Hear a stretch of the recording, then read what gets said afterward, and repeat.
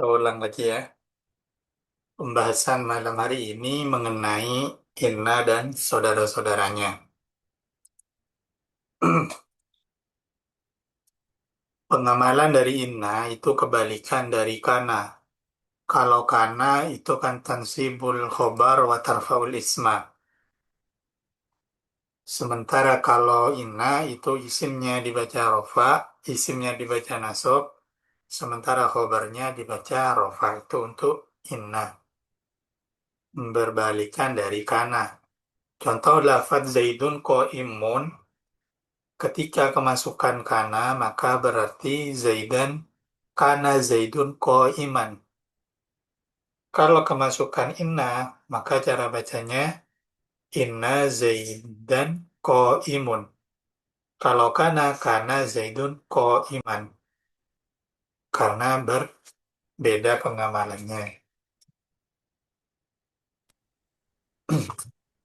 Pengamalan inna itu adalah menasabkan isim dan merofakkan khobar. Dan saudara-saudaranya inna itu cuma ada 5. La'alla, lakinna, ka'anna, laita, dan anna. Arti dari masing-masing makna itu yang pertama inna dan anna itu artinya taukid atau sesungguhnya. Jadi kalau kita mengatakan Zaidun imun, maka itu artinya adalah Zaid sedang berdiri.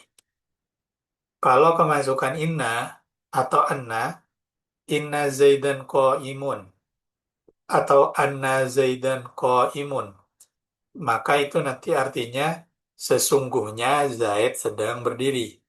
Ada makna taukid di situ. Sesungguhnya. Atau misal al-madrasatu kabirun. Al-madrasatu kabiratun. Madrasah besar. Madrasah itu besar. Ketika kemasukan inna, maka cara bacanya adalah innal madrasata kabiratan. Innal madrasata kabiratan. Yang memiliki arti sesungguhnya madrasah itu besar. Jadi ada makna sesungguhnya atau makna taukid. Kemudian yang kedua, yang ketiga itu ka'anna. Ka'anna itu berfaedah tasbih atau menyerupakan. Misal ka'annan ka'an ka'annan nura fi wajhika. Ka'annal ka'annar rajulu asad. Misal ada kata-kata ar-rajulu asadun. Laki-laki itu seperti laki-laki itu macan. Maka ketika ingin dibuat ada tasbih, maka kita bisa menggunakan lafaz ka'anna. Ka'anna rajula asyadun. Laki-laki itu seolah-olah ekor harimau. Itu ka'anna. Kemudian ada lafaz lakin. Lakin di sini bermakna istidrok. Istidrok itu adalah perlawanan. Misal, ar-rajulu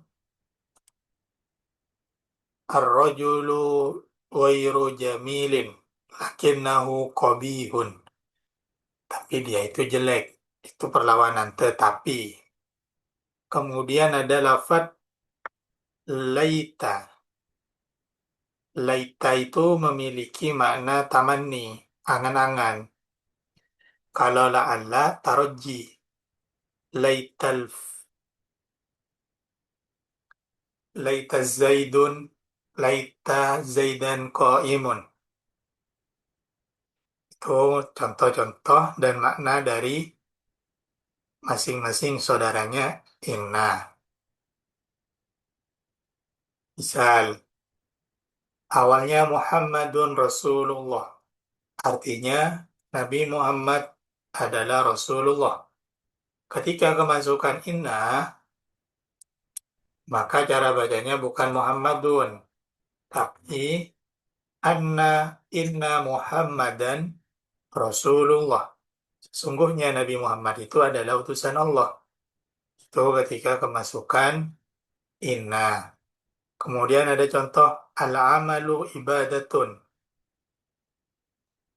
Amal perbuatan merupakan suatu ibadah. Maka ketika kemasukan inna, annal amala ibadatun. Sesungguhnya, sesungguhnya amal perbuatan itu adalah ibadah. Ada makna taukid di dalamnya. Al-qittu namirun. Al-qittu itu kucing, namirun. Kucing itu harimau. Kemudian ada lafadz ka'anna yang bermakna seperti. Ka'annal kitto namirun. Kucing itu seperti harimau. Huwa tawilun lakinnahu dha'ifun. Huwa tawilun, dia itu tinggi tapi lemah. Kalau misal ada domir yang nyambung dengan saudaranya inna, entah itu lakinna atau yang lainnya, maka domir ini otomatis menjadi isimnya yang bermahal nasab. Innahu Rasulullah, berarti isimnya adalah hu-nya.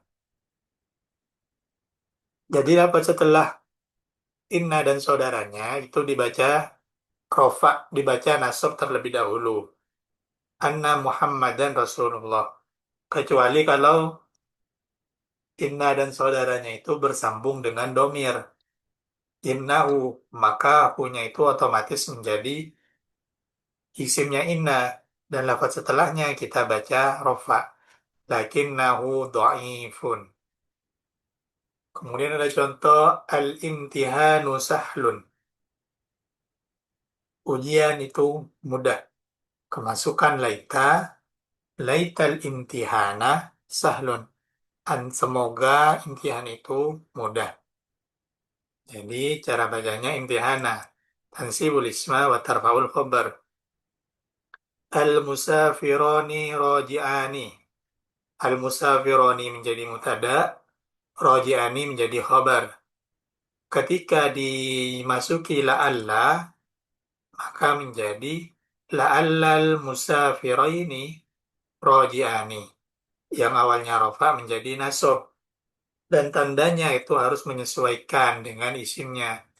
Kalau ini isim tasniyah, rofa dengan alif, maka ketika dinasobkan harus menggunakan iya sesuai ketentuan isim tasniyah.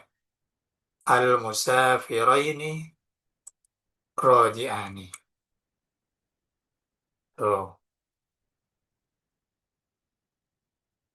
Misal kita buat contoh lagi. Materinya udah selesai, jadi kita perbanyak di contoh. Misal ada contoh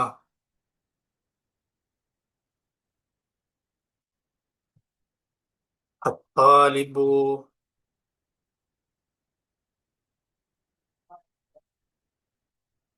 at-talibu jamilun. At-talibu jamilun. Maka ketika kita ingin masukkan inna, maka cara bacanya inna taliba. Kita langsung ganti nasab. Karena ini merupakan isim mufrad, maka tandanya menggunakan fathah. Inna taliba jamilun. Beda nanti kalau yang kita menggunakan isim tasniyah. Misal, at-talibani, maka khobarnya juga harus tasniyah. Jamilani. Ketika ini kita masukkan inna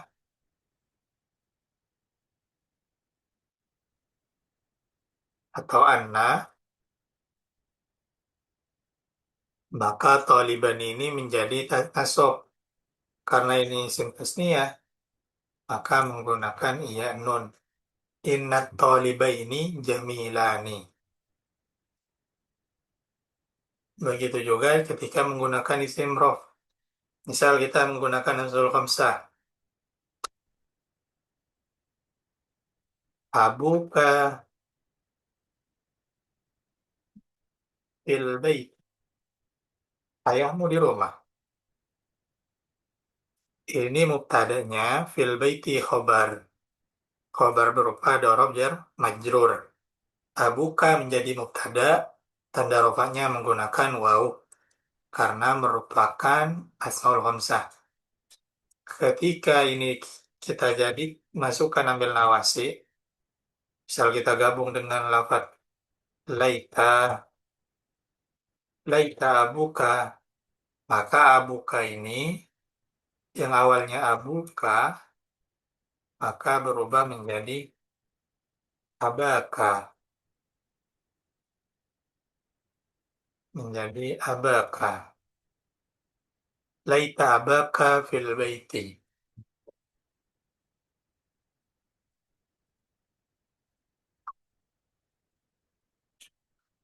Atau contoh berikutnya ada kita gunakan domir. Ia tolibatun. Dia adalah dia adalah murid. Ini mutada, ia mutada. Tolibatun di sini menjadi khobar. Ketika kita masukkan inna, berarti kita sambung. Innaha tolibatun.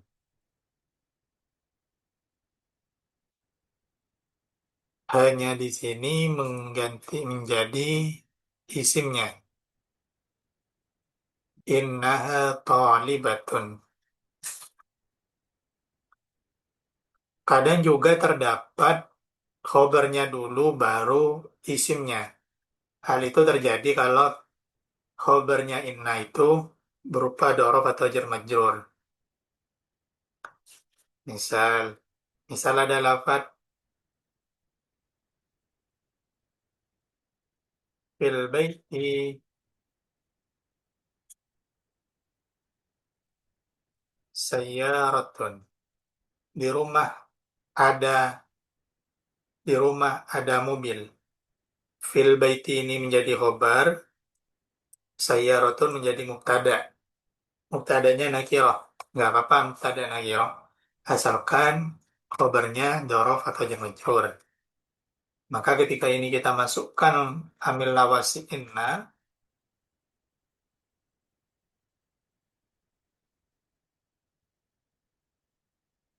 al inna fil baiti, maka fil baiti ini menjadi khobar, sayyarat pun ini menjadi isimnya. Cara bacanya inna fil baiti sayyaratan. Jadi menyesuaikan dengan kedudukannya yang mana isim. Kalau susunan awalnya khobarnya dahulu, maka ketika ada susunan inna dan amil nawasi, maka tetap khobarnya didahulukan.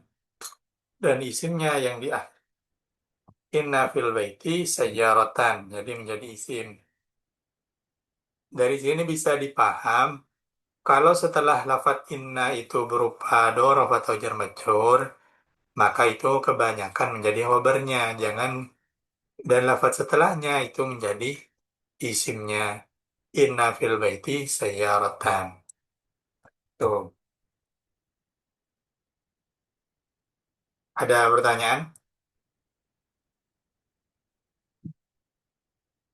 Nggak ada Ustadz.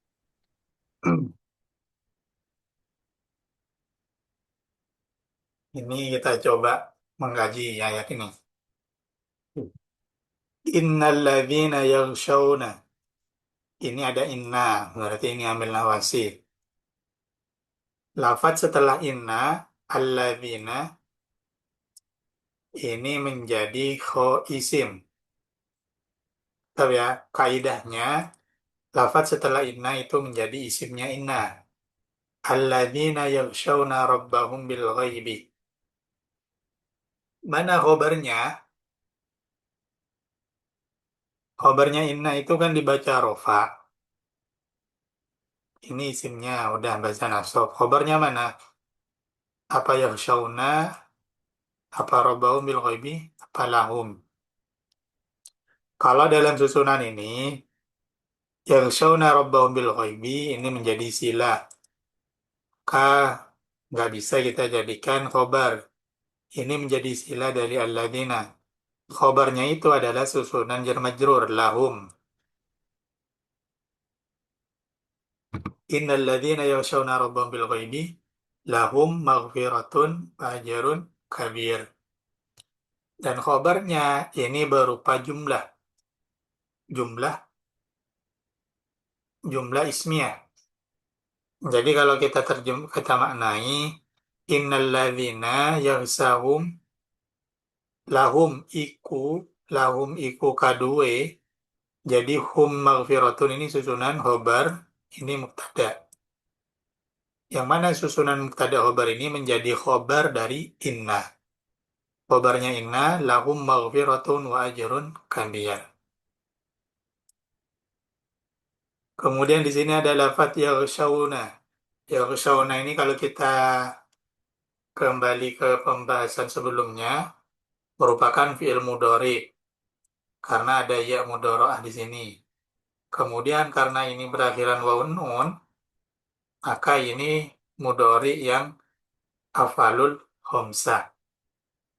I'rabnya i'rab rofa. Kenapa rofa? Karena tidak ada amil nasab dan jazm.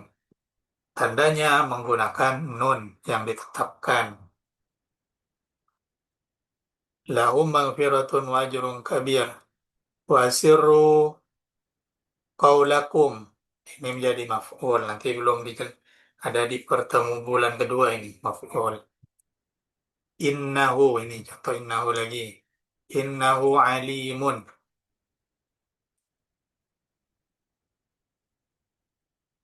Innahu alimun bidatis sudur. Ini ada inna.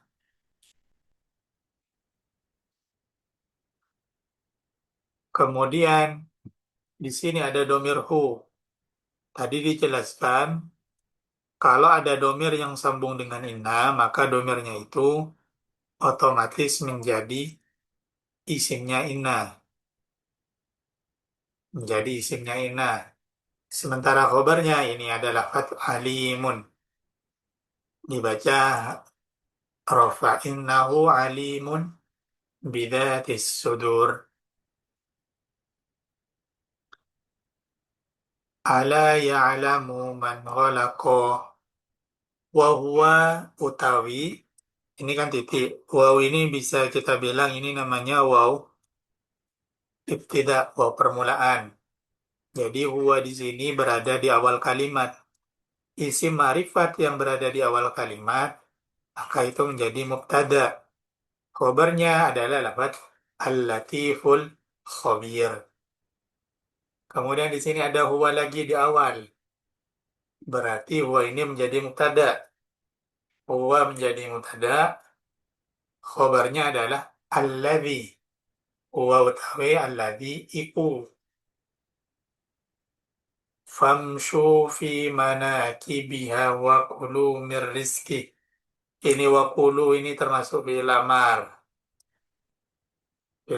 yang mabni buang nun. Karena awalnya ada nunnya ini. Wa ilaihin nusur. Ini adalah waw ibtida. Ilaihin nusur. Ini susunan khobar. An-nusuru mubtada. Ilaihin nusur. Nah, sampai sini ada yang mau ditanyakan dulu.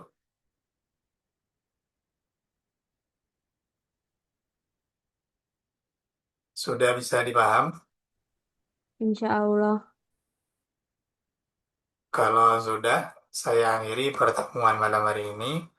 Semoga bisa bermanfaat bagi semuanya. Assalamualaikum warahmatullahi wabarakatuh.